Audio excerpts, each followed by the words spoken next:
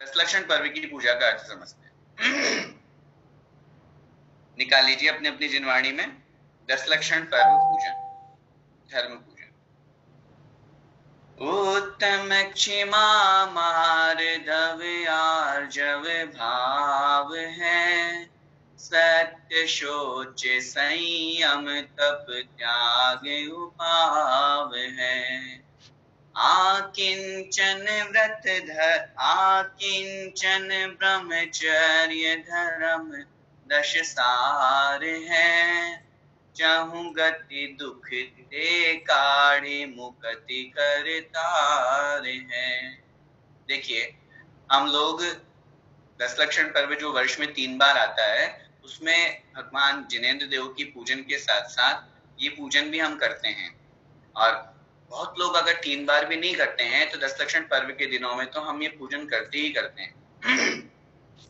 मेरा आपसे ये निवेदन है, आप सभी लोग इसको बहुत अच्छी तरह से इसका अर्थ समझें, और जब भी हम इस पूजन को करें, बहुत सार गर्भित पूजन है, 10 धर्मों का बहुत सुंदर वर्णन इसमें दिया हुआ है, इसलिए बहुत अच्छे से इस पूजन के अर्थ को हमें समझना है।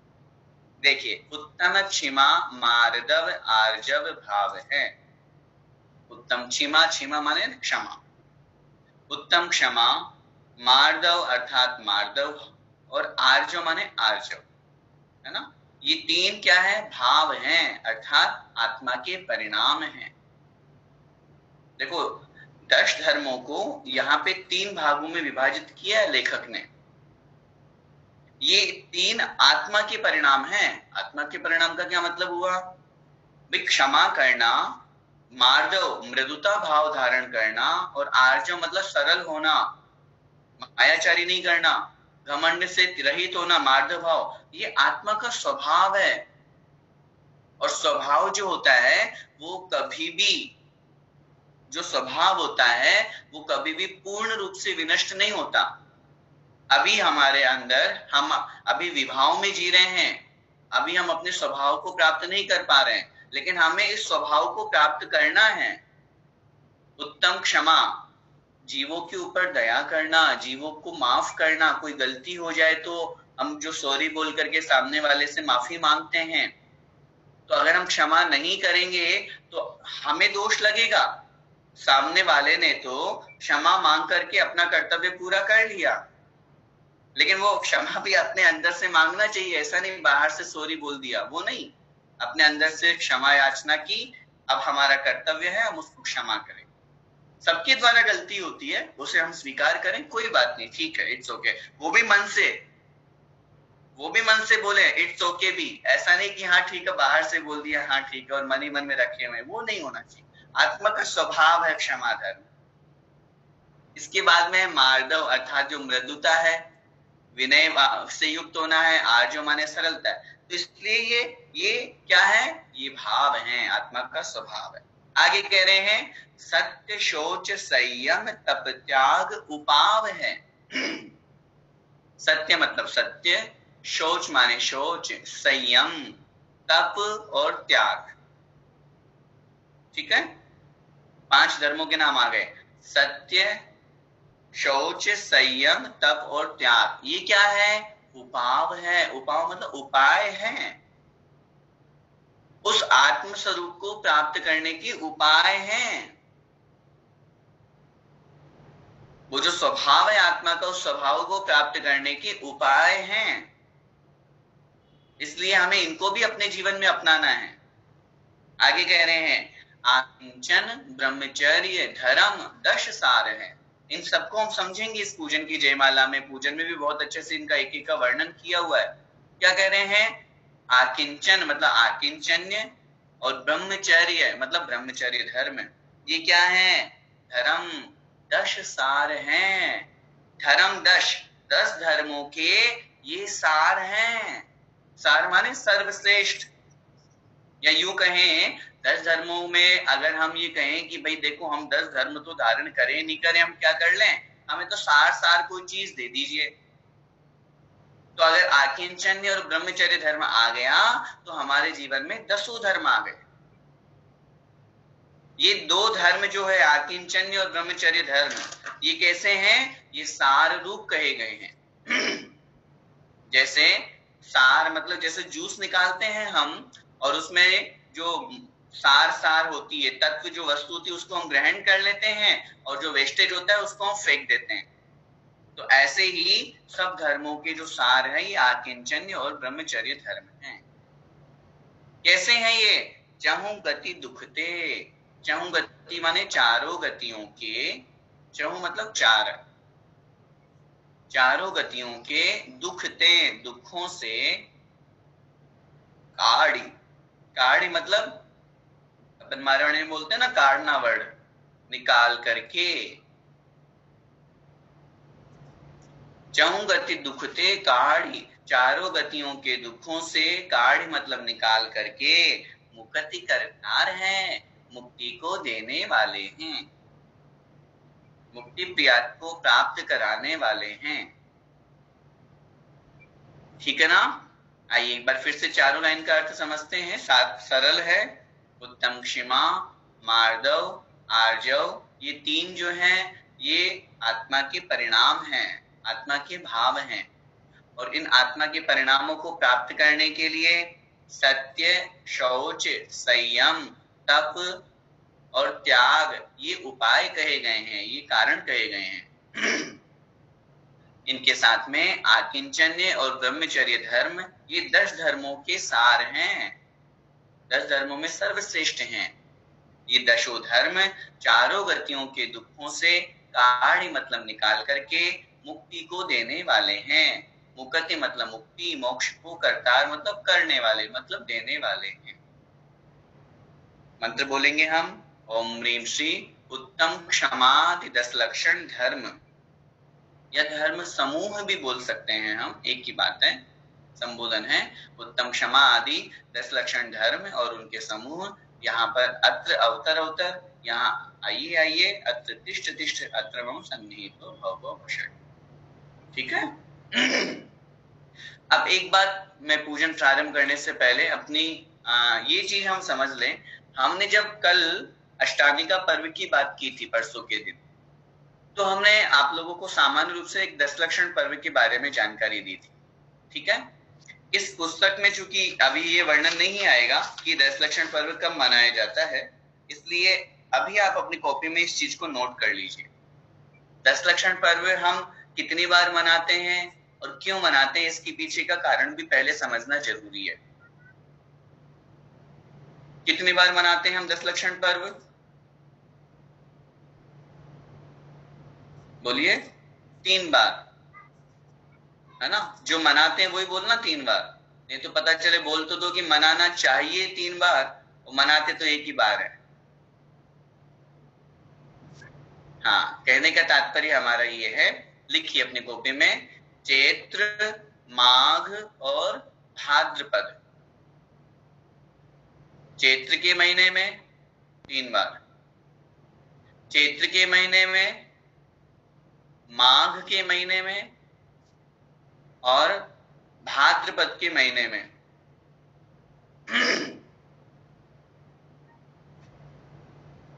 शुक्ल पक्ष की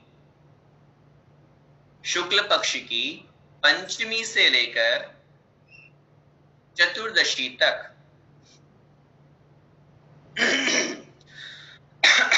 चैत्र के महीने में, माघ के महीने में और भाद्रपद के महीने में शुक्ल पक्ष की पंचमी से लेकर चतुर्दशी तक 10 दिन हो गए। 10 दिनों तक ये 10 लक्षण पर्व मनाए जाते हैं।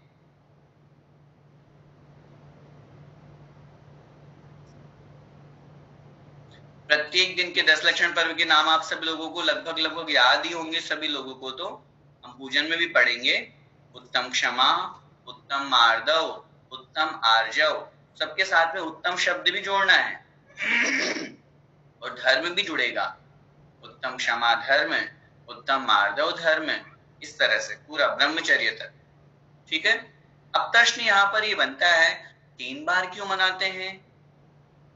वे देखो, कल परसों हमने जब अष्टानिका पर्व की बात की थी तब तो कोई रीजन नहीं था, क्योंकि वो तो शाश्वत पर्व है, उसके पीछे तो कोई कारण नहीं है कि वो 3 बार क्यों मनाते। 3 बार आते हैं, इसलिए हम 3 बार मनाते हैं अष्टानी का पर्व। तो लेकिन दशलक्षण पर्व की 3 बार मनाने का कारण, महत्वपूर्ण बात यह है, समझिएगा ध्यान से, 3 बार जो हम दशलक्षण पर्व मनाते हैं, कौन बताएंगे? अच्छा चलो कोई बात नहीं, हम बता रहे हैं, सुनिए और अपनी कॉपी में वैसे नोट कीजिए। 3 बार जो हम मनाते हैं उसके पीछे कारण ये है, हमारे 4 कषाय कही गई हैं। समझिएगा, विषय हो सकता है कुछ लोगों के लिए नया हो। अनंतानुबंधी क्रोधमान मायालोभ, अप्रत्याख्यानावरण क्रोधमान मायालोभ, प्रत्याख्यानावरण क्रोधमान मायालोभ, और इन चारों कषायों का जो टाइम पीरियड है वो बताया गया है। कोई कषाय अगर अंतर मुहूर्त तक ही रहती है तो वो है संजुलन कषाय। कोई कषाय अंतर मुहूर्त से ज्यादा और 15 दिन तक रहे, अकेला मात्र क्रोध मत लगाना। जैसे उदाहरण में अपन समझे, अपने किसी से लड़ाई झगड़ा हो गया और हम क्या किए, या तो 2, 5, 10 मिनट में हमने सुलटारा कर लिया, समझना संजुलन कषाय थी। और हमने अगर 48 मिनट, आधा पौन घंटे से ऊपर बढ़ा दिया तो हमारी कषाय क्या हो गई, प्रत्याख्यानावरण, जो 15 दिन तक चलती है। अब कभी कभी ऐसा भी होता है कि 15 दिन तक भी हमने बातचीत नहीं करी, हमारा लड़ाई झगड़ा बहुत आगे तक लंबा जारी रहा, तो 15 दिन से लेकर के और 6 महीने के बीच तक अगर वो कषाय है तो वो बन जाती है अप्रत्याख्यानावरण। और वो जो 6 महीने से ऊपर अगर निकल जाए तो वो कहलाती है अनंतानुबंधी कषाय। हम लोग गृहस्थी हैं, गृहस्थ में रहते हुए अगर हमारे प्रतिमाएं नहीं है, ध्यान से सुनिए, अगर हमारे प्रतिमाएं नहीं है, व्रत नियम संयम नहीं है, तो हमारे अगर सम्यक दर्शन है तो अप्रत्याख्यानावरण, प्रत्याख्यानावरण और संजलन, इन 3 कषायों का हमारे उदय चल रहा है अनंतानुबंधी को छोड़ के, क्योंकि हमने सम्यक दर्शन प्राप्त कर लिया। सम्यक दर्शन प्राप्त करने पर अनंतानुबंधी का अनुदय हो जाता है।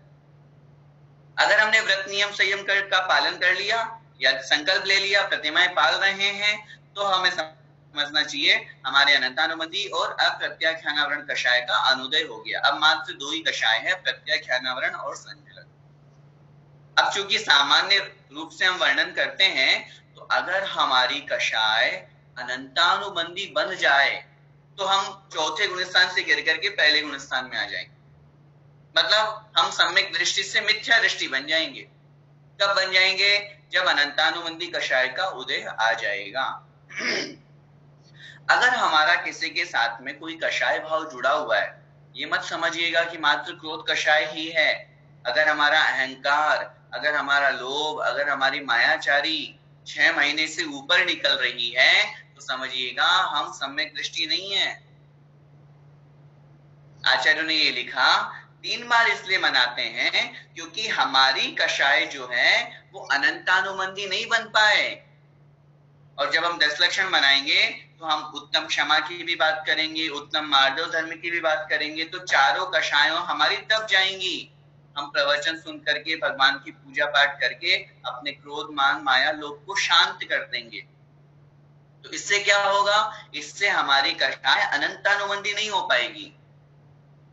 हम सम्यक दृष्टि के सम्यक दृष्टि बने रहेंगे, हम मिथ्या दृष्टि नहीं बन पाएंगे, क्योंकि अनंतानुबंधी और मिथ्यात्व दोनों एक दूसरे के साथ में मिले हुए रहते हैं। दोनों का एक दूसरे के साथ में संबंध है। अगर अनंतानुबंधी का उदय है तो मिथ्यात्व का भी उदय होगा। एक अपेक्षा से हम बहुत डेप्थ में नहीं जा रहे हैं, क्योंकि दूसरे गुणस्थान में अनंतानुबंधी कषाय का उदय का काल होता है, लेकिन मिथ्यात्व का नहीं होता। हम उस डेप्थ में नहीं जा रहे, मोटे रूप में कह रहे हैं, ठीक है।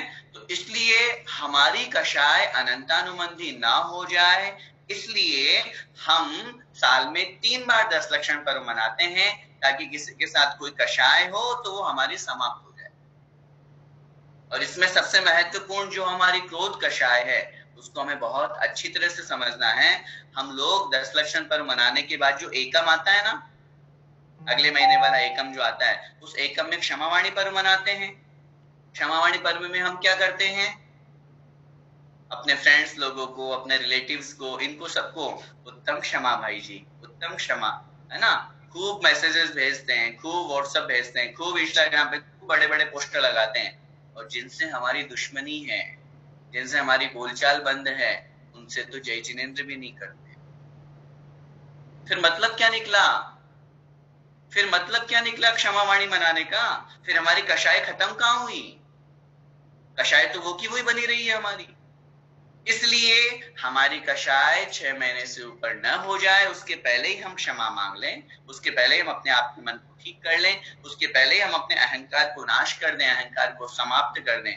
इसलिए हम वर्ष में 3 बार क्षमा वाणी पर, वर्ष में 3 बार क्षमा वाणी और वर्ष में 3 बार 10 लक्षण पर्व मनाते हैं। अब प्रश्न होता है, भैया जी देखो हम तो सब, आप जानते हो 3 बार तो बहुत कम लोग, बड़े बड़े जो माताएं बहनें उपवास करने वाली है, व्रत करने वाली है, या और भी जिनको थोड़ा बहुत अभी नॉलेज हो गया वो मनाते हैं। हम तो बस वो भादवे के मना लेते हैं, जिसमें भैया जी लोग प्रवचन करने आते हैं या महाराज जी लोग विशेष अवसर पे कोई उत्सव मनाते हैं। तो अब प्रश्न ये होता है कि भादवे में क्यों मनाते हैं? भादवे को इतना महत्वपूर्ण क्यों माना, भाद्रपद महीने को? ध्यान से सुनिएगा इसका उत्तर। भाद्रपद महीने को इसलिए महत्वपूर्ण माना गया है क्योंकि एक बार मैंने आपसे संक्षिप्त चर्चा की थी, एक नियम हमेशा अपने जीवन में ध्यान रखें, किसी भी काल का प्रारंभ, किसी भी काल का प्रारंभ श्रावण बदी एकम से होता है। चतुर्थ काल समाप्त हुआ, पंचम काल प्रारंभ हुआ, तो पहला दिन कौन सा होगा? श्रावण बदी एकम, नियम है ये। पंचम काल समाप्त हुआ, छठा काल प्रारंभ होगा, पहला दिन कौन सा होगा? श्रावण बदी एकम। अवसर्पणी पूरी खत्म हो गई, 6 काल पूरे निकल गए, अब उत्सर्पणी का पहला दिन आना है। कौन सा दिन होगा वो पहला दिन? श्रावण बदी एकम। ये नियम है, शास्त्रों में लिखा हुआ है, किसी भी काल का प्रारंभ श्रावण बदी एकम से होता है। अब ध्यान से सुनिएगा, अगर आप लोगों ने तत्वार सूत्र पढ़ा है या जहां पर भी आपने काल परिवर्तन पढ़ा है, वहां आप लोगों को समझना चाहिए, जब काल का परिवर्तन होता है, ढाई द्वीप में जो कर्म भूमियां हैं, उन भरत क्षेत्र ऐरावत क्षेत्र में आचार्य उमा स्वामी महाराज ने सूत्र लिखा, भरते रावती और वृद्धि राशो 60 सम्याभ्याम उत्सर्पिण्य वसर्पिणीभ्याम। समझिए इस बात को, भरत क्षेत्र और ऐरावत क्षेत्र के मात्र आर्य खंड में, पूरे भरत और ऐरावत में नहीं, मात्र आर्य खंड में आप लोगों ने पढ़ा होगा, जब काल पूरा समाप्त हो जाता है तब उस समय विष, अग्नि, भयंकर तेज हवा, क्षार, ये जो 7 प्रकार की 7-7 दिन तक कुवृष्टियां होती है, जिससे ये पूरी की पूरी जो पृथ्वी है, ये जो 1 योजन तक चित्रा पृथ्वी जो नीचे थी, उस चित्रा पृथ्वी के ऊपर 1 योजन तक पूरा कचरा भरा हुआ है, ये पूरा जल करके खाक हो जाता है, समाप्त हो जाता है। जब उस काल के एंड होने में 49 डेज रह जाते हैं, फॉर एग्जाम्पल छठे काल के समाप्त होने में जब 49 दिन रह जाएंगे, तो 7-7 दिन तक 7 प्रकार की कुवृष्टियां होंगी। कुवृष्टि मतलब खराब वर्षाएं। खराब वर्षा का मतलब बहुत तेज आंधी तूफान की वर्षा हो रही है, बहुत तेज पानी बरस रहा है, अग्नि की बारिश हो रही है, विष की बारिश हो रही है, इस तरह से सब कुछ समाप्त हो जाता है। फिर उसके बाद में पहला दिन कौन सा आएगा? श्रावण बदी एकम, ठीक है, अगले काल का। तो श्रावण बदी एकम से लेकर के अगले 49 दिन तक, ध्यान से, श्रावण बदी एकम से लेकर के अगले 49 दिन तक, 49 डेज तक 7-7 प्रकार की सुवृष्टियां होती है, जिसमें जल की वर्षा, दूध की वर्षा, घी की वर्षा, अमृत की वर्षा, ये बरसात होती है 7 दिन तक, 7-7 प्रकार। इससे क्या होता है? इससे ये होता है कि पूरी पृथ्वी जो है वो वापस बहुत हरी भरी हो जाती है, सामान्य वातावरण हो जाता है। तो अब श्रावण बदी एकम से लेकर के 49 डेज लगाना है, तो वो कब खत्म होंगे? श्रावण का पूरा महीना चला गया 30 दिन, और भाद्रपद में पहले हमने लगाया कृष्ण पक्ष के 15 दिन, तो 49 डेज वो, और शुक्ल पक्ष के 4 दिन, क्योंकि पंचमी से हम भाद्रपद का 10 लक्षण शुरू कर रहे हैं। तो श्रावण बदी एकम से लेकर भाद्रपद महीने के शुक्ल पक्ष की चतुर्थी तक 49 डेज हो जाते हैं, ठीक है, तब तक सुवृष्टियां हुई। और जैसे ही भाद्रपद शुक्ल की पंचमी का दिन आया, सब लोग गुफाओं से बाहर निकलते हैं और बड़ा महोत्सव मनाते हैं, नया जीवन दान का बहुत उत्सव मनाते हैं। तो वो दिन होता है भाद्रपद शुक्ल की पंचमी का पहला दिन। इसीलिए भाद्रपद महीने वाले 10 लक्षण को हम विशेष मान्यता देते हैं कि इसमें हमको ज्यादा विशेष अच्छे से पर्व मनाना है, क्योंकि अब तक पूरी वर्षाओं के कारण से सारी चीजें हो रही थी। अब ये नया दिन आज से हमारा जीवन प्रारंभ हो रहा है, इसलिए हम इस महीने को विशेष रूप से ज्यादा जोड़ देते हैं। दूसरी बात ये होती है, भाद्रपद के महीने में बहुत अधिक पर्व भी आते हैं। अन्य महीनों में इतने पर्व नहीं होते जितने भाद्रपद के महीने में होते हैं। जैसे हम रोड तीज मनाते हैं, अनंत चतुर्दशी पर्व होता है, इसके अलावा सुगंध दशमी का जो व्रत होता है, सारे बहुत सारे व्रत, पंचमेरु के व्रत हैं, ये 10 लक्षण में रत्नत्रय व्रत है, ये ज्यादातर उसी में आते हैं। इसलिए हम भाद्रपद के महीने को विशेष जोड़ देते हैं। तो अपने को ये बात अच्छी तरह से समझना है, इसलिए 3 बार की अपेक्षा में हम भाद्रपद को ज्यादा जोड़ देते हैं और उसमें विशेष रूप से 10 लक्षण पर्व मनाते हैं। एक बात और अपने जीवन में हमेशा ध्यान रखिएगा, ये पहले हमारी भी गलती थी, हम भी इतना गौर नहीं कर पाए, लेकिन जब हमने शास्त्र अध्ययन किया और गुरुमुख से सुना तब हमें पता चला।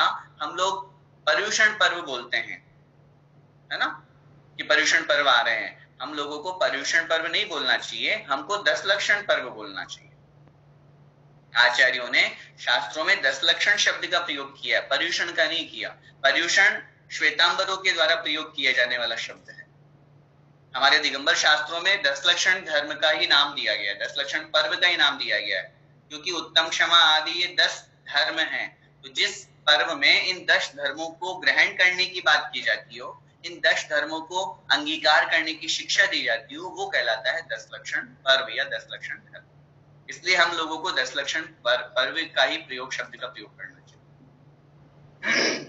ठीक है, ये एक संक्षिप्त जानकारी थी जो अपन को यहाँ पर देनी थी, और आप लोगों ने बहुत अच्छी तरह से इसको सुना और समझा। हमको अपने जीवन में ये लक्ष्य जरूर बनाना चाहिए कि 10 लक्षण पर्व के दिनों में, चूंकि वो दिन बहुत महत्वपूर्ण होते हैं, सबसे बड़े महान पर्व माने जाते हैं, और हम लोगों के घरों में अक्सर ये परंपरा भी है, उन दिनों में हम बहुत से लोग अपनी अपनी अपेक्षा से पूरा त्याग करते हैं। ब्रह्मचर्य व्रत से रहना है, या फिर हरि आदि का त्याग करना है, बाजार की वस्तुओं को ग्रहण नहीं करना है। और मैं सबसे ज्यादा जो निवेदन हर बार करता हूँ, जहां पे भी 10 लक्षण में जाता हूँ या कोई प्रसंग आता है, तो हमेशा ये निवेदन करता हूँ, विशेष रूप से माताओं बहनों से, विशेष रूप से माताओं बहनों से मेरा निवेदन, अन्य दिनों में तो हम खूब सारा श्रृंगार करते हैं, और अगर 10 लक्षण पर्व में हम ज्यादा श्रृंगार करेंगे तो ज्यादा पाप लगेगा। पर्व के दिनों में हमें जितना हो सके उतना हिंसा से बचना चाहिए, उतना पापों से बचना चाहिए। और हम लोग उल्टा करते हैं, अरे साहब ये साड़ी तो मैं कुछ दिन पहनूंगी, 10 लक्षण में आएंगे ना, 10 दिन की पूरी 10 साड़ियां अलग अलग, सुबह की अलग, दोपहर की अलग, शाम की अलग। किसको दिखाना है? उन दिनों में तो हमें और अधिक सादगी से रहना है। व्रत नियम संयम का पालन कर रहे हैं तो हम किसके लिए कर रहे हैं? वो तो हमें और अच्छे से, बहुत अच्छे से पापों से, परिग्रह से बचने की बात है। उन दिनों में तो हमें और संयम रखना चाहिए। बस मैं ये 5 जोड़ी कपड़े पहनूंगी, इससे ज्यादा नहीं, ये भाव। इसलिए मेरा निवेदन, अच्छी तरह से इस बात को स्वीकार करके और 10 लक्षण पर्व के दिनों को अपन को मनाना चाहिए। आइए हम पूजा के अष्टक को प्रारंभ करते हैं, अर्थ समझते हैं। हेमाचल की धार, मुनि चित्त सम शीतल सुरभि, भव्याताप निवार, 10 लक्षण पूजो सदा। अर्थ देखिए, हेमाचल, हेम अचल, हेमाचल का संधि विच्छेद हेम अचल। हेम का मतलब क्या होता है? हेम मतलब हिमवान पर्वत, अचल माने पर्वत। हेम से अर्थ लेना हिमवन पर्वत, पर्वत पर्वत लेना अचल से। हेमाचल की धार, धार मतलब धारा। आप लोगों को मालूम है, जब आप लोगों ने अगर पढ़ा हो तो जम्बू द्वीप में 6 पर्वत है ना, हिमवन, महाहिमवन, निषद, नील, रुक्मी और शिखरिन। तो पहला जो हिमवन पर्वत है उस पे पद्म नाम का तालाब है, जहां से गंगा और सिंधु नदियां निकलती है। तो इसलिए वही अर्थ यहाँ ग्रहण करना, हेमाचल की धार, उस हिमवन पर्वत से निकलती हुई जो धारा है। मतलब गंगा नदी का जल। भावार्थ में क्या लगाना है? गंगा नदी का पावन जल। कैसा है जो? देखो कितनी अच्छी विशेषता दी, मुनि चित सम शीतल सुरभि। मुनि चित, मुनिराज के चित्त के, सम मतलब समान। मुनिराज का चित्त कैसा होता है? बोलिए। बिल्कुल निर्मल, राग द्वेष नहीं, तरंगे नहीं उठ रही हो, विकल्प नहीं हो जिनमें, बहुत शांत स्वभावी, ऐसा शीतल ठंडक देने वाला। सुरभि माने सुगंधित। मुनिराज को गुस्सा नहीं आता, आप कितना कुछ भी कर लो लेकिन वो गुस्सा नहीं करते। क्यों? समता परिणामी है, साम्य भाव रखने वाले हैं। शीतल माने ठंडक और सुरभि माने सुगंधित। जल बहुत अच्छा है, सुगंध आ रही है उसमें से। तो ऐसे मुनिराज के चित्त के समान, मन के समान जो शीतल है और सुगंधित है, ऐसे हिमवान पर्वत से निकले हुए जल की धारा को, अर्थात उस गंगा नदी के जल को लेकर के, दस भव आताप निवार, मैं जल क्यों चढ़ा रहा हूं? भव मतलब संसार के, आताप माने कष्टों को, दुखों को। आताप माने कष्ट, दुख। निवार मतलब निवारण के लिए। भव आताप निवार, मैं संसार के आताप को, कष्टों को दूर करने के लिए। 10 लक्षण पूजो सदा। 10 लक्षण, 10 लक्षण पर्व को, 10 लक्षण धर्म को पूजो मतलब पूजता हूं। सदा माने हमेशा, मैं हमेशा 10 लक्षण पर्व की पूजा करता हूं। ठीक है? 10 लक्षण धर्म की, सॉरी पर्व की नहीं, पर्व तो हम मनाते हैं। 10 लक्षण अर्थात 10 लक्षण धर्म की पूजो मतलब पूजा करता हूं, सदा मतलब हमेशा।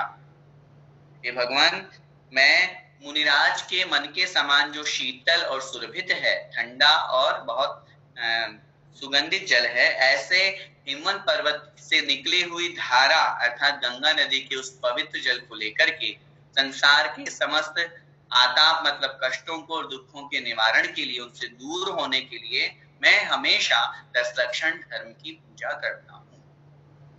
ठीक है? मंत्र सामान्य है, ओम निम श्री उत्तम क्षमादि 10 लक्षण धर्माय अथवा धर्मांगाय, क्योंकि ये धर्म के अंग भी हैं। एक अपेक्षा से पूरे 10 धर्म के अंग ही है और एक अपेक्षा से धर्म भी है, तो धर्मांगाय बोले या धर्माय बोले एक ही बात। जन्म जरा मृत्यु विनाश ने, जन्म जरा मृत्यु के विनाश के लिए मैं जल समर्पित करता हूँ, जल चढ़ा।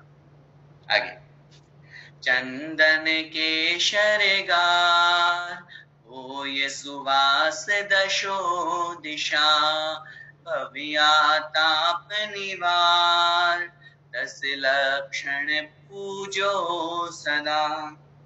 नीचे की लाइन तो चूंकि सामान्य है, फर्स्ट लाइन का हमें अर्थ देखना है। चंदन केशर गार, चंदन का मतलब चंदन, केशर मतलब केसर, गार, गार का मतलब होना मिलाकर। गार का शब्दार्थ लिखिए, वर्ड मीनिंग मिलाकर। चंदन केशर गार, चंदन और केशर को मिलाकर। हो ये सुवास 10 दिशा, जब मैंने चंदन को इसको मिलाया केशर को, तो क्या हुआ? होए मतलब हो रही है, सुवास माने सुगंध, सुवास मतलब सुगंध। 10 दिशा, 10 दिशाओं में, 10 दिशाओं का भावार्थ क्या निकलेगा? सब तरफ। दिशाएं कितनी होती हैं? दिशाएं 10 होती है ना। लिखवाया था आपसे पहले, लिखवाया था आपको, पूर्व पश्चिम उत्तर दक्षिण, ये मुख्य 4 दिशाएं। इनके बीच में, उत्तर और पूर्व के बीच में ईशान दिशा, पूर्व और दक्षिण के बीच में आग्नेय दिशा, दक्षिण और पश्चिम के बीच में नैऋत्य दिशा, पश्चिम और उत्तर के बीच में वायव्य दिशा। ये 4 विदिशा कहलाती हैं। और फिर एक ऊपर की और एक नीचे की, ये 10 दिशा हो गई। तो जिसकी सुवास मतलब सुगंध 10 दिशा होए, सब तरफ फैल रही है, 10 दिशाओं में फैल रही है, ऐसे चंदन को केशर में मिला करके यह सुगंधित जल या सुगंधित चंदन भगवान में आपके श्री चरणों में भवाताप को दूर करने के लिए मैं प्रतिदिन 10 लक्षण धर्म की पूजा करता हूँ। अमल अखंडित सार, तंदुल चंद्र समान शुभ, भव्याताप निवार, 10 लक्षण पूजो सदा। देखिए भगवान अब मैं अक्षत लेके आया हूं। कैसे हैं वे अक्षत? अमल, मल से रहित हैं। मल माने गंदगी, गंदगी से रहित हैं, बहुत अच्छे हैं, शुद्ध प्रासुक हैं, जिनमें कोई गंदगी नहीं लगी हुई है।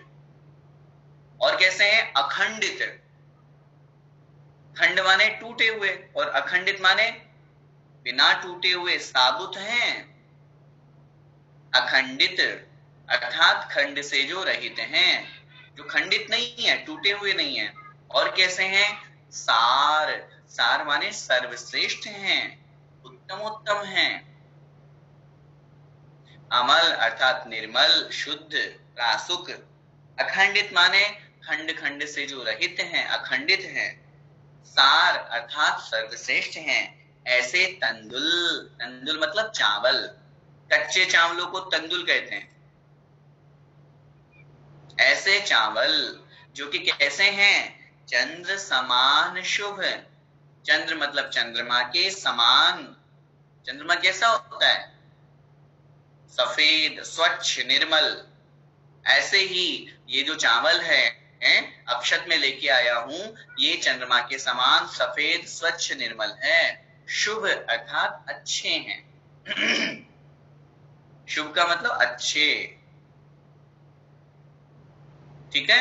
ऐसे अक्षतों को लेकर मैं संसार के ताप को दूर करने के लिए प्रतिदिन हमेशा 10 लक्षण धर्म की पूजा करता हूं। आइए आगे। फूल अनेक प्रकार, महके ऊरध लोक लो, भव्याताप निवार, 10 लक्षण पूजो सदा। देखो भगवान, मैं क्या लाया हूं अब? पुष्प। फूल अनेक प्रकार, एक प्रकार के पुष्प नहीं लाया। हे भगवान, मैं अनेक प्रकार के पुष्प लाया हूं, फूल अनेक प्रकार। महके, महके मतलब महक रहे हैं, महके मतलब महक रहे हैं, मतलब जिसकी सुगंध फैल रही है। कहां फैल रही है? ऊरध लोक लो, ऊरध माने ऊर्ध्व, लोक लो लोक तक, लोक लो लोक तक, ऊर्ध्व लोक तक जो महक रहे हैं, मतलब जिसकी सुगंध ऊर्ध्व लोक तक फैल रही है। देखिए कितनी बड़ी बात है और कितनी अच्छी बात है, मतलब इतने पावरफुल है वो, उनकी सुगंध इतनी अच्छी है। ऐसे नहीं कि बस तोड़ के ले आए और बस चढ़ा दिए, नहीं, इतने सुगंधित पुष्प है भगवान कि जिसकी सुगंध जो है, जिसकी जो महक है, वो ऊर्ध्व लोक तक फैल रही है। ऐसे अनेक प्रकार के पुष्प लेकर के, और ऐसे पुष्प तो निश्चित रूप से कल्पवृक्ष से ही मिलेंगे। हमारे वाले जो यहाँ के पुष्प है उनमें तो कितनी सी स्थिति है, एक कमरे में रख दो तो भी ना महके। तो ऐसे सुंदर सुंदर अनुपम पुष्प जिसकी सुगंध महक ऊर्ध्व लोक तक फैल रही है, ऐसे भगवान उन पुष्पों के द्वारा मैं 10 लक्षण धर्म की पूजा करता हूं, जिससे मेरा संसार का जो आताप है, कष्ट है, दुख है, वो दूर हो जाए। आइए आगे। नेवज विविध निहार, उत्तम षट रस संजुगत, भव्याताप निवार, 10 लक्षण पूजो सदा। नेवज विविध निहार, नेवज माने नैवेद्य, खाद्य सामग्री को नेवज कहते, जो कि विविध माने अनेक प्रकार की हैं। निहार माने देख करके, निहार का मतलब क्या होता है? देखना। भगवान, मैं ऐसा नैवेद्य लेके आया हूं जिसको मैंने बड़े ध्यान से अच्छे से देखा है। ऐसा मत बोलते ना भाई, देख करके काम, देख करके द्रव्य चढ़ाओ, तो वहां देखने से क्या अर्थ है? मतलब प्रासुक है। ऐसा नहीं कि उसमें जीव मिले हुए हैं, ऐसा नहीं कि वो पुराना है, नहीं, बिल्कुल ताजा है, स्वच्छ है, निर्मल प्रासुक है। ऐसे उसको देख करके, जो कि कैसा है नैवेद्य है? उत्तम, उत्तम माने बहुत अच्छा है, श्रेष्ठ है, उत्तम का मतलब श्रेष्ठ। षटरस संजुगत, षटरस 6 रसों से, संजुगत माने मिला हुआ है, षटरस संजुगत 6 रसों से जो मिला हुआ है, 6 रस जिसमें मिले हुए हैं। 6 रसों के नाम पता है? पहले लिखवाए थे आपको, दूध घी, नहीं यहां से करो, घी तेल दूध दही नमक और मीठा, कॉम्बिनेशन बिठा दो, 2-2 के जोड़े बना दीजिए, जल्दी याद हो जाएंगे। क्योंकि दूध के साथ दही मिलता है ना, और दूध से दही बनता है, और दोनों चिकनाई से युक्त पदार्थ घी और तेल, तो वो हो गए। अब नमक और मीठा, ये तो याद हो ही जाता है। तो 6 रसों से जो मिला हुआ है, जिसमें 6 रस मिले हुए, ऐसा उत्तमोत्तम जो नैवेद्य है वह भगवान मैं आपके श्री चरणों में लाया हूं, ताकि मेरा भव का आताप नष्ट हो जाए, और इसीलिए मैं 10 लक्षण धर्म की पूजा करूं। ठीक है। नैवज विविध निहार, निहार को यहाँ इसलिए अर्थ लगाना है कि भगवान जो अनेक प्रकार के हैं और देखभाल करके शोध करके जो मैं लाया हूं उत्तमोत्तम है, ऐसे 6 रसों से मिला हुआ नैवेद्य। आगे, वाति कपूर सुधार, दीपक ज्योति सुहावनी, भव्याताप निवार, 10 लक्षण पूजो सदा। अर्थ देखिए, वाति कपूर सुधार, वाति मतलब बाती, बत्ती, वाति का मतलब हो गया बत्ती, कपूर मतलब कपूर की, और साथ में सुधार अच्छी तरह से धारण करके, सुधार अच्छी तरह से धारण करके, जो कि कैसी है? दीपक ज्योति, दीपक की जो ज्योति है सुहावनी, अर्थात बड़ी अच्छी लगने वाली है। सुहावनी, सुहावनी का मतलब क्या होता है? अच्छी लगने वाली, मनोहर, मन को आकर्षित करने वाली, ऐसी। क्या मतलब हुआ? भगवान कपूर को और दीपक की ज्योति, जो दीपक की बाती है जिसमें ज्योति जल रही है, उसको अच्छी तरह से धारण करके जो सुहावनी, बड़ी मनमोहक है, अच्छी लगने वाली है, उसको लेकर के मैं भगवान 10 लक्षण धर्म की पूजा इसलिए करता हूं ताकि मेरा संसार का ताप नष्ट हो जाए। सरल अर्थ, इसमें विशेष अर्थ नहीं है। कपूर की भी हमने, कपूर का भी दीपक बनाया, और साथ में एक और अर्थ यहाँ प्रयोग किया, बाती, जो बत्ती हमने ली वो कैसी है बाती? दीपक की ज्योति, सुधार मतलब अच्छी प्रकार से धारण करके। अब देखो, अब भावार्थ में ये भी हम लगा सकते हैं कि बाती अच्छी तरह से धारण करो, क्योंकि हमारी बाती क्या हो जाती है? बहुत बार डूब जाती है ना। ये अक्सर हम लोगों के साथ में ये वाकया बहुत बार होता है, सबके साथ में होता है। अगर बाती नीचे से ठीक नहीं करेंगे तो कैसी है, मार्केट की बाती ला करके सीधा घी में डाल करके और जला देते हैं। अब घी बहुत सारा होता है तो वो हिलाया हमने दीपक और वो डूब गई। तो अब हमारे में ये भी हम लगाएं कि वो जो बाती है वो अच्छी तरह से धारण करके, बाती को अच्छी तरह से रखो, घी अच्छा लगाओ, उतना ही डालो जितना पर्याप्त है। ऐसा भी नहीं कि हम ज्यादा अमीर है तो हम बहुत सारा घी डाल दें। अरे भाई, घी डाल रहे हो तो उससे फर्क क्या पड़ेगा, बाती तो डूब जाएगी। जो जैसी बाती उस अनुसार अपन को वैसा प्रयोग करना चाहिए। आगे, अगर धूप विस्तार, फैले सर्व सुगंधता, भव्याताप निवार, 10 लक्षण पूजो सदा। अब हम धूप चढ़ा रहे हैं भगवान। अगर माने अगर, धूप विस्तार, अगर किसको कहते हैं? हमने आपको बताया था धूप का एक प्रकार होता है ना, जिसको अग्नि में डालने पर सुगंध आती है। ऐसी धूप विस्तार, जिसका जो विस्तार है, फैले सर्व सुगंधता, फैले मतलब फैल रही है, सर्व मतलब सब तरफ, सुगंधता मतलब सुगंध। अगर धूप विस्तार, अगर नाम की जो धूप है ये विस्तारित हो रही है, पहले तो धूप लगाना है, धूप सब तरफ फैल रही है, उस धूप के फैलने से क्या हो रहा है?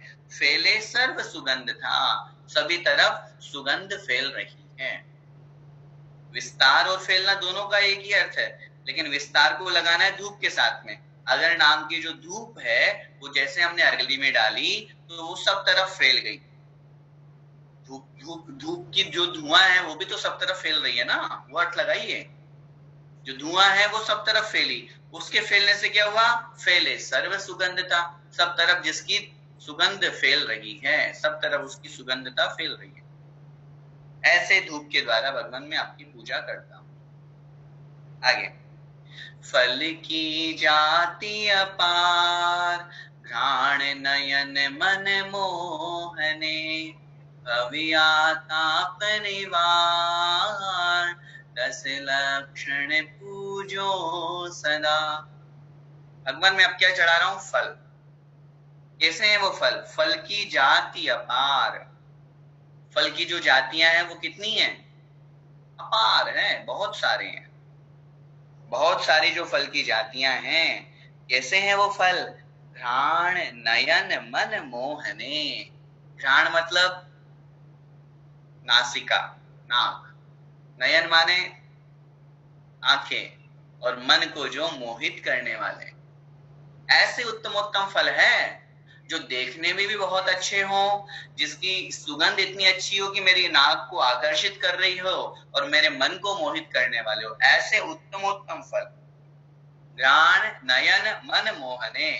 घ्राण का मतलब नासिका, नयन माने आंखें, और मन को जो मोहित करने वाले हैं। ऐसे जो अनेक प्रकार, अपार मतलब अनेक प्रकार की जो जातियों वाले जो फल हैं, उन फलों को लेकर के भगवान मैं आपकी पूजा करता हूं। आगे देखिए, आठों दरब सवार, ध्यानत अधिक उछाह सो, भवियाताप निवार, रस लक्षण पूजो सदा। अब हमने क्या किया, अर्घ्य चढ़ा रहे हैं। अर्घ्य कैसे बनता है, आठों द्रव्यों को मिलाने से। इसलिए लिखा आठों दरब समार, दरब माने द्रव्य, आठों द्रव्यों को संवार, संवार माने संभाल कर, सजा कर, दोनों अर्थ लिखना है। आठों दरब माने द्रव्य, संभाल माने संभाल कर, संवार माने संभाल कर, और दूसरा संवार माने सजा कर। हे भगवान, मैंने आठों द्रव्यों को संवारा है, सजाया है, और ध्यानत अधिक उत्साह सो। ध्यानत राय जी जो इस पूजन के रचयिता हैं, वो कह रहे हैं अधिक उत्साह सो, अधिक माने अत्यधिक उत्साह से युक्त हो करके। उत्साह माने लिखिए उत्साह है। ध्यानत अधिक उत्साह सो, ध्यानत राय जी कह रहे हैं मैं अत्यधिक उत्साह से युक्त होकर के, और मैंने इन आठों द्रव्यों को मिला करके इनको सजाया है, संवारा है। क्या मतलब हुआ, अरे भगवान के श्री चरणों में हमें अर्घ्य समर्पित करना है, तो बहुत अच्छे से, बहुत अच्छे परिणाम से, उत्साह भाव से खुश होकर के। मैंने आपसे पहले भी निवेदन किया था, जब भी हम भगवान की पूजा करें, अपने अंदर बहुत उत्साह भाव लाएं, उमंग लाएं, अपने आप को प्रफुल्लित करें। सबसे पहले अपने आप में ये एनर्जी डालें, मैं कितना सौभाग्यशाली हूं कि आज मुझे भगवान की पूजा करने का अवसर मिल रहा है। पूज्य गुरुदेव हमेशा कहते हैं, जब भी भगवान के दर्शन करें, ऐसा लगे आज पहली बार दर्शन कर रहा हूं मैं। अब तक तो मैंने दर्शन किए ही नहीं, अब तक तो मैंने पूजा की ही नहीं, और अब तक की तो क्या की, बिना अर्थ के की, कुछ समझ में नहीं आता था। बस लिए चावल और चढ़ा दिए दूसरी थाली में, और कुछ करते नहीं थे हम। लेकिन अब हम अर्थ समझ लिए, भगवान अब मैं आज जो पूजा करूंगा उसका बड़ा ही आनंद है। एक एक शब्द को समझते हुए अपने अंदर भाव निकालते, और भगवान और हम बस, और कोई तीसरा पर्सन नहीं। ऐसा परिणाम अपने अंदर ला करके। तो ध्यानत राय जी खुद कह रहे हैं यहाँ पे कि ध्यानत अर्थात मैं बहुत अधिक उत्साह से युक्त होकर के, उत्साह माने उत्साह से युक्त होकर के आठों द्रव्यों को मैंने संभाला है, आठों द्रव्यों को सजाया है, और भव आताप निवार, संसार के आताप को, संसार के कष्टों को नष्ट करने के लिए, दूर करने के लिए मैं सदा मतलब हमेशा रसलक्षण धर्म की पूजा करता हूं। ठीक है, आइए अब क्रमशः एक एक धर्म का यहाँ पर हमको समझना है। एक एक धर्म की बहुत अच्छी लाइन्स यहाँ पे दी हुई है। मतलब यूं समझिए कि उस धर्म का पूरा सार इन लाइन्स में आ गया। इसलिए अपने को ये याद भी होना चाहिए और अपने जीवन में भी उतारना चाहिए। हमको जितना हो सके अपनी कोशिश हम करें कि इन लाइन्स को हम अपने जीवन में उतारें। देखिए उत्तम क्षमा धर्म के लाइन्स को पढ़ें। पीड़े दुष्ट अनेक, बांध मार बहुविधि करे, धरिए क्षमा विवेक, कोप न कीजे पीतमा। अर्थ लिखिए और अर्थ समझिए पहले इसका। पीड़े मतलब पीड़ा देता है, पीड़ा दे। पीड़े मतलब कोई पीड़ा दे। दुष्ट मतलब दुष्ट व्यक्ति। अनेक का मतलब अनेक प्रकार से। अब क्षमा भाव धारण करने की बात चल रही है। अब उसमें समझिएगा, सामने वाला कोई हमें पीड़ा दे रहा है। पीड़े मतलब पीड़ा दे। दुष्ट माने दुर्जन व्यक्ति, दुष्ट व्यक्ति। अनेक माने अनेक प्रकार से। और क्या करे पीड़ा देने के साथ साथ? बांध मार बहुविधि करे। बांध मतलब चाहे सामने वाला हमको बांध दे, रस्सी से बांध दे, जेल में डाल दे, कमरे में बंद कर दे, चाहे वो बांध रहा है। मार, हमें मार रहा है, डंडे से पीट रहा है, हाथ से मार रहा है, अस्त्र शस्त्र चला रहा है। और कह रहे हैं बहुविधि करे, और भी अनेक प्रकार के जो काम उसको करना वो करता रहे। क्या मतलब हुआ पहली लाइन का? दुष्ट माने दुर्जन व्यक्ति, अनेक प्रकार से चाहे पीड़ा दे, बहुविधि अनेक प्रकार से चाहे मारे, चाहे बांधे, चाहे कुछ भी करे। तो भी आचार्य महाराज क्या कह रहे हैं? धरिए क्षमा विवेक। धरिए मतलब धारण कीजिए। क्षमा माने क्षमा को, विवेक मतलब विवेक पूर्वक। धरिए मतलब धारण कीजिए, क्षमा मतलब क्षमा को विवेक पूर्वक। और क्या उपदेश दे रहे हैं हमको? कोप न कीजिए पीतमा। कोप का मतलब क्रोध, न कीजिए मत कीजिए। पीतमा मतलब, पीतमा का अर्थ लिखिए, हे मेरी प्यारी आत्मा। पीतमा प्यारी आत्मा। कितना अच्छा उपदेश दे रहे हैं। और इन दो लाइंस में ये बहुत बड़ी बात कह दी कि हे मेरी प्यारी आत्मा। सामने वाला व्यक्ति चाहे तुम्हें कैसे भी पीड़ा दे, दुख दे, कष्ट दे, मारे, बांधे, कुछ भी करे तुम्हारे साथ में, उठा करके तुम्हें फेंक दे, तुम्हें खाना नहीं दे, तुम्हारे साथ जो अत्याचार उसको करना वो करे, लेकिन उसके बावजूद भी क्रोध न कीजिए, गुस्सा नहीं करना, उसको पलट करके जवाब नहीं देना। और क्या करना? अपने अंदर क्षमा भाव को धरिए, क्षमा भाव को धारण करना। अब आप बोलेंगे भैया जी कौन से जमाने की बात कर रहे हैं आप? सामने वाला खूब मार रहा है, हम खाते रहे उसकी मार। सामने वाला हमें खूब परेशान कर रहा है, हम होते रहे परेशान। सामने वाले ने हमें बहुत हमारे साथ में दुर्व्यवहार किया, गलत बिहेव किया, हम सहन करते रहे? बिल्कुल करते रहिए। यही तो धर्म की दृष्टि है। मैं बहुत अच्छी तरह से कह रहा हूं, यही धर्म की दृष्टि है। गुस्सा निकालने से, वापस प्रत्युत्तर देने से हमारा बैर भाव बढ़ेगा। और अगर हम समता रूप परिणाम रखेंगे, ठीक है मेरे कर्म का उदय है। एक लाइन अपने जीवन में हमेशा ध्यान रखिए, हमारे साथ में जो कुछ भी हो रहा है वो हमारे कर्मों का फल। सामने वाला कुछ भी नहीं कर सकता, ये अकाट्य सिद्धांत है। आप कितना भी कुछ भी कर लीजिए, सामने वाले ने आकर के और हमारे बिल्डिंग को जला दिया, सामने वाले ने आकर के और हमारा मर्डर कर दिया, सामने वाले ने आकर के हमारी गाड़ी को पीछे से ठोक दिया, पीछे से टक्कर लगा दिया, कुछ भी करो, सामने वाला एक निमित्त मात्र है। हमारे कर्म हमारी आत्मा के साथ में जुड़े हुए हैं। अच्छे हैं तो अच्छा होगा, बुरे हैं तो बुरा होगा। सामने वाला सिर्फ निमित्त है। जिस जीव ने, जिस व्यक्ति ने इस सिद्धांत को समझ लिया, वो जीवन में कभी परेशान नहीं हो सकता।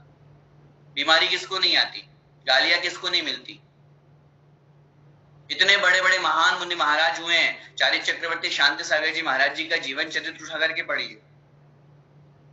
जब वो एक नगर में गए तो वहां के लोग उनके ऊपर पत्थर फेंक रहे थे। जब वो सामायिक करने बैठे तो बगल में संयोग से जिस मंदिर के बगल में वो रहते थे, जहां पे उनका निवास उस समय रहा था, बगल में मुसलमानों का घर था। उनका एक स्वभाव है कि वो नग्न मुनि महाराज से, दिगंबर मुनि महाराज से जलते ईर्ष्या करते हैं।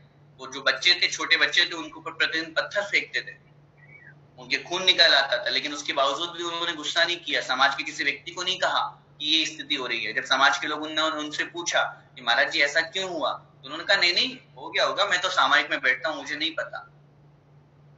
एक दिन हो गया, 2 दिन हो गया, डेली निकलता कि महाराज सामायिक के बाद उठते तो पत्थर से उनके शरीर पे लाल लाल चिन्ह खून के निकले हुए दिखते। तो समाज के 2 लोगों ने सोचा कि चलो देखते हैं छिप करके कि क्या स्थिति है।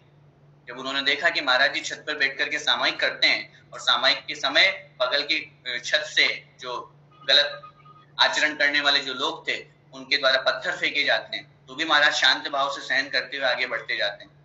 तो जैसे सामायिक उनकी पूरी हुई, इन दोनों व्यक्तियों ने उन दोनों बच्चों को ला करके महाराज जी के सामने खड़ा कर दिया और कहा, महाराज जी यही है वो लोग जो आपके ऊपर पत्थर फेंकते हैं और आपको इस तरह से पीड़ा देते हैं। तो महाराज जी ने कहा, आप इनको क्यों लेकर के आए मेरे सामने, ये तो और अच्छी बात है, ये तो मेरा उपकार करते हैं।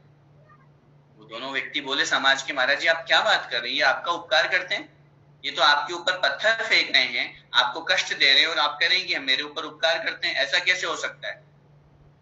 तो उन्होंने कितना अच्छा उत्तर दिया महाराज जी ने। चारित्र चक्रवर्ती शांत सागर जी महाराज जी बोले, जब मैं सामायिक करता हूं, प्रतिकूल परिस्थितियां सामने होती है तो कर्मों की निर्जरा ज्यादा होती है। वो दोनों तो सोच रहे थे कि महाराज जी तो हमको डांटेंगे, हमें सजा दिलवाएंगे, हो सकता है कि अंदर ही बंद करवा दें, लेकिन उसके बावजूद भी उन्होंने वो नहीं किया। उन्होंने कहा, जाओ इनके लिए 11-11 रुपए इनाम में दो और इनको लिए एक टोपी दो। टोपी पहनते थे वो लोग, इनको टोपी दो, खाने की वस्तुएं दो, फल फ्रूट दो और इनको 11 रुपए इनाम में दो। अब तक मेरी जो सामायिक हुई, उस सामायिक में क्योंकि प्रतिकूल परिस्थितियां होती है तो कर्मों की निर्जरा ज्यादा हो। सोचिए, हम कहीं बाहर निकलते हैं, हमारे साथ में कोई दुर्व्यवहार करता है, हम कितनी जल्दी गुस्सा हो जाते हैं। चलो दूसरी जगह के छोड़ो, हम अपने परिवार वालों से, अपने रिश्तेदारों से कितनी जल्दी गुस्सा हो जाते हैं। क्यों, ऐसा क्यों? क्या हमारे अंदर क्षमा भाव नहीं है? परिस्थिति के ऊपर हमेशा आकलन करना चाहिए। और इस बात को भी हमेशा, एक बात मैं और कहना चाहूंगा, उत्तम क्षमा की तो हम बात कर रहे हैं, इन 10 धर्मों का पालन पूर्ण रूप से सिर्फ मुनिराज ही करते हैं, श्रावक नहीं कर सकता, नहीं कर सकता, पूर्ण रूप से पालन कभी नहीं कर सकता, अंश रूप से कर सकता है। हम क्यों पढ़ रहे हैं इसको, हम क्यों 10 लक्षण पर्व मनाते हैं, हम क्यों 10 धर्मों की पूजा करते हैं? जितना हो सके वो जो क्षमा गुण है वो हमारे अंदर आ सके, जितना हो सके हमारी जितनी शक्ति बन सके मार्दव धर्म को हम अपने जीवन में अपना सके। पूर्ण रूप से पालन सिर्फ मुनि महाराज, और मुनि महाराज के मूल गुणों में भी है। आचार्य भगवंत के जो 36 मूल गुण, उसमें 10 लक्षण के 10 धर्म के मूल गुण कहे गए हैं, और मुनिराज के धर्म के पालन के, रत्नत्रय के पालन के अंतर्गत इन धर्मों का वर्णन किया गया है। रत्नत्रय में जो सम्यक चारित्र आता है, तो मुनिराज तो इसका पूरा पालन करते ही करते हैं, उनका तो कर्तव्य है, लेकिन हम भी गृहस्थ होकर के जितना हो सके अपने शक्ति अनुसार हमें इसका पालन करना चाहिए। आगे की लाइंस देखिए, बहुत अच्छी लाइन है।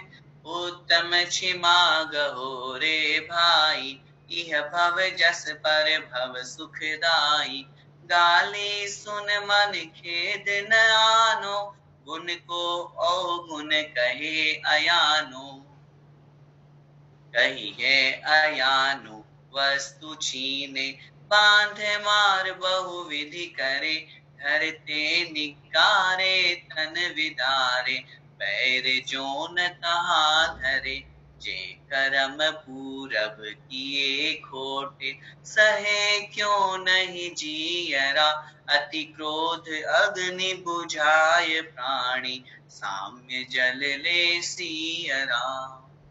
अर्थ देखिए, बहुत अच्छा अर्थ है। उत्तम क्षमा गहो रे भाई, हे भाई उत्तम क्षमा को गहो माने ग्रहण करो। कितने प्रेम से कह रहे हैं, कितने प्यार से कह रहे हैं, हे भाई उत्तम क्षमा माने उत्तम क्षमा धर्म को गहो मतलब ग्रहण करो, धारण करो हे आत्मा।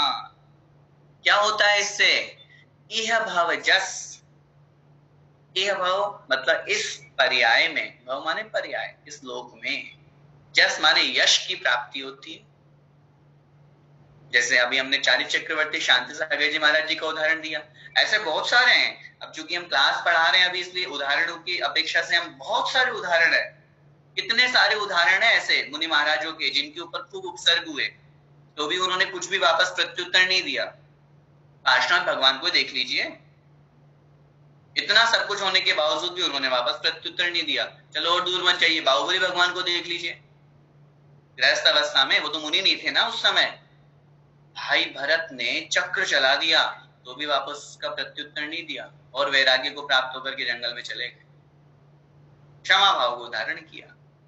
चाहते तो 1 मिनट में बाहुबली भगवान, मतलब बाहुबली उस समय भरत को करके फेंक देते, क्योंकि उनकी अवगाहना ज्यादा थी बाहुबली की। खैर, तो इसलिए यह भाव जस क्या होता है, क्षमा को धारण करने से यह भाव, इस भाव में यश की प्राप्ति होती है, कीर्ति सम्मान प्रसिद्धि होती है। पर भाव सुखदायी, और पर भाव में यह सुख देने वाला है, सुख को देने वाला है। क्या कह रहे हैं, गाली सुनी, गाली को सुनी मतलब सुनकर के, मन मतलब मन में, खेद ना आनो, खेद माने दुखी मत हो, ना आनो मतलब नहीं लाना चाहिए, शब्दार्थ में लिख लीजिए, न आनो अर्थात नहीं लाना चाहिए। गाली सुन मन खेद न आनो, गाली को सुन करके मन में खेद नहीं लाइए, खेद माने दुख। और गुण को अवगुण कहे अयानो, चाहे सामने वाला, अयानो मतलब अन्य कोई व्यक्ति गुण को अवगुण कहे, चाहे आपके गुण को वो अवगुण कह रहा है, सामने वाला व्यक्ति आपके गुणों को क्या कह रहा है, अवगुण कह रहा है, तुमने ऐसा क्यों कर दिया, तुम आपने बहुत अच्छा काम किया, आपने उसके लिए बहुत अच्छी मेहनत की, बहुत अच्छा उसके लिए काम किया, लेकिन उसके बावजूद भी सामने वाला उस गुण को तो नहीं मान रहा, उसको और अवगुण मान रहा है और गलत काम मान रहा है। उसके बावजूद भी हमें क्या करना है, उसके प्रति गुस्सा नहीं करना। आगे कह रहे हैं, कही है अयानो, कही मतलब कहता है, अयानो मतलब अन्य व्यक्ति, वस्तु छीने, चाहे वो आपकी वस्तु को छीन लिया, उसने ले गया, वो चुरा करके आपसे जबरदस्ती ले गया। अगर कोई सामने वाला व्यक्ति ऐसा कहता है, फिर कोमा दूसरी बात क्या कह रहे हैं, वस्तु छीने, आपकी वस्तु को छीन करके ले गया, चुरा के ले गया। बांध मार बहुविधि करे, चाहे वो बांध रहा है, चाहे मार रहा है, अनेक प्रकार के कार्य कुछ भी कर रहा है, आपके साथ में दुर्व्यवहार कर रहा है। आगे कितनी बड़ी बात कह रहे हैं, घर ते निकारे, चाहे वो घर से निकाल दे, निकारे मतलब निकाल दे, निकाल दिया सोमा सती, निकाल दिया सीता सती को घर से, क्या किया, गुस्सा किया नहीं, समता परिणाम। और क्या कह रहे हैं, तन विदारे, तन माने शरीर को विदारण कर दे, छिन्न भिन्न कर दे, टुकड़े टुकड़े कर दे। सामने वाले व्यक्ति के द्वारा किस तरह के कष्ट दिए जा सकते हैं उनका वर्णन चल रहा है, चाहे वो आपके गुणों को अवगुण कह रहा हो, आपने बहुत अच्छा काम किया उसके लिए, लेकिन उसके बावजूद भी वो आपको और बुरा बुरा ही कह रहा है, आपको घर से निकाल दिया, आपकी वस्तु को छीन लिया, बांधा है, मारा है, अनेक प्रकार के कुकृत्य कर रहा है, गलत कार्य कर रहा है। फिर कह रहे हैं, घर ते निकारे, घर से वह निकाल दिया, तन विदारे, शरीर को भी उसने क्या कर दिया, तन माने शरीर, शरीर को विदारे मतलब नष्ट कर रहा है, छिन्न भिन्न कर रहा है, टुकड़े टुकड़े कर रहा है। फिर आगे कह रहे हैं, तो भी बैर जो न तहां धरे, बैर माने दुश्मनी, जो मतलब जो, न मतलब नहीं, तहां मतलब वहां, वहां ऐसी स्थिति होने पर भी जो बैर को न धरे, दुश्मनी को धारण नहीं करता, ऐसी स्थिति होने पर भी जो दुश्मनी को धारण नहीं करता, दुश्मनी को धारण करने का मतलब बुरा नहीं मानता, विकल्प नहीं करता कि उसने मेरे साथ में ऐसा क्यों किया। आगे कह रहे हैं, अब महत्वपूर्ण बात, के कर्म पूरब किए खोटे, क्या हमें अपने आप की धारणा क्या बनानी है, अपने आप में क्या चिंतन करना है, जे कर्म पूरब, जे मतलब जो, कर्म मतलब कर्म, पूर्व माने पहले,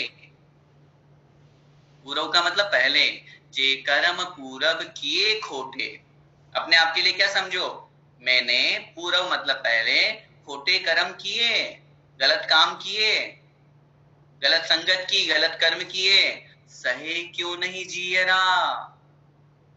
सहे मतलब सहन करना, क्यों मतलब क्यों नहीं, जियरा अर्थात हे जीव, हे आत्मन। जियरा का मतलब जीव, हे जीव, हे आत्मन, सहे क्यों नहीं, सहन क्यों नहीं करोगे। समझ में आया। मैंने पहले ऐसे कर्म किए थे जिस कारण से मुझे आज ये फल भोगने को मिल रहा है, सहे क्यों नहीं, हे जियरा, हे जीव, तुम सहन क्यों नहीं कर रहे हो। तुम्हें तो सहन करना पड़ेगा, तुमने पहले ऐसे कर्म किए थे। जब ऐसे खोटे कर्म किए हैं तो इनका फल तो भोगना ही पड़ेगा हमको। वो कहाँ जाएंगे, हमने ही कर्म किए हैं। जब कर्म हमने किए हैं तो हमें फल भुगतना है। अतिक्रोध अग्नि, अतिक्रोध रूपी अग्नि को बुझाए प्राणी, प्राणी बुझा सकता है। बुझाए माने बुझाता है। अतिक्रोध भयंकर क्रोध रूपी अग्नि को बुझाए प्राणी, प्राणी बुझाता है। कैसे, साम्य जल ले सियरा, साम्य जल समता रूपी जल को लेकर के, सियरा माने शीतल ठंडा, है ना। गर्मी को ठंडी से ही शांत किया जा सकता है ना। इसीलिए तो कहते हैं किसी को गुस्सा आए तो भैया जाके ठंडा पानी पी लो, थोड़ा कूल कूल हो जाओ, बड़ा गुस्सा नाक पे चढ़ रहा है। साम्य जलले सियरा अर्थात समता जल रूपी, सियरा मतलब शीतल जल, समता रूपी जो शीतल जल है उसको लेकर के, और उस अतिक्रोध अग्नि, उस क्रोध रूपी अग्नि को प्राणी बुझा सकता है, बुझाता है। बहुत अच्छा। पूरे 10 लक्षण धर्म में जो उत्तम क्षमा धर्म है, पहला धर्म, उसका सारे लाइंस में दे दिया। देखो कितनी बड़ी बात कर रहे हैं। हमारे साथ तो ऐसा नहीं है ना। सोचिए, हमेशा अपने जीवन में पॉजिटिव सोच रखिए। कोई सामने वाला कितना भी बुरा कर रहा है, उसने कुछ नहीं किया भैया, मेरे कर्मों का फल है, मेरे कर्म है, इस कारण से ये बुरा मेरे साथ में हो रहा है। उसने तो कुछ किया ही नहीं, वो कर ही नहीं सकता। वो कौन करेगा, मेरे कर्म है। सीता सती के जैसे हमको घर से तो नहीं निकाला ना, रामचंद्र जी की जैसे हमारी वस्तु को, हमारी पत्नी को तो नहीं छीना ना, पार्श्वनाथ भगवान के जैसे भयंकर उपसर्ग तो हमारे ऊपर नहीं हो रहा ना, कुछ भी नहीं हो रहा हमारे ऊपर। तो इतिहास उठा करके देखते, अपने पूर्व बड़े बड़े महान लोगों को, सतियों को देखते हैं तो हमें पता चलता है कि वास्तविकता क्या है। इसलिए जो है उसको बहुत अच्छी तरह से भोगे। कितना भी कुछ हो जाए तो भी सामने वाले के प्रति हमारे अंदर भेदभाव नहीं आए, दुश्मनी का परिणाम नहीं आए। मैं मानता हूं हम गृहस्थ हैं, हमारे साथ में ऐसे परिणाम आना स्वाभाविक है, जल्दी आ जाते हैं, लेकिन फिर भी कोशिश करनी चाहिए। हम कोशिश करेंगे तो बहुत अच्छा होगा, क्योंकि पूर्ण रूप से उत्तम क्षमा धर्म का पालन तो मुनिराज ही करते हैं। हम गृहस्थ तो जितना हो सके उनके अनुसार अपने जीवन में कुछ अंश, देखो पूरा नहीं आएगा मैं मानता हूं, लेकिन इतना तो हो सकता है ना, 1%, 2%, 5% तो हमारे जीवन में क्षमा धर्म आए। और आज हमने ये समझा है तो हमारा पढ़ना पढ़ाना तभी सार्थक होगा जब हम आज से अपने जीवन को परिवर्तित करेंगे। आज से हम गुस्सा कम करेंगे, हमेशा अपने चेहरे पर स्माइल रखिए, खुश होकर के आप बात कीजिए, हंसते रहिए, मुस्कुराते रहिए, क्योंकि हंसना ही जिंदगी है। क्रोध होकर के, गुस्सा करके हम किसके ऊपर फालतू में अपनी जिंदगी को खराब करते जा रहे हैं। इसलिए बहुत अच्छी तरह से इस बात को समझिए। आज समय आपका हो गया है, इसलिए आज बस यहीं तक अपन कक्षा ले रहे हैं।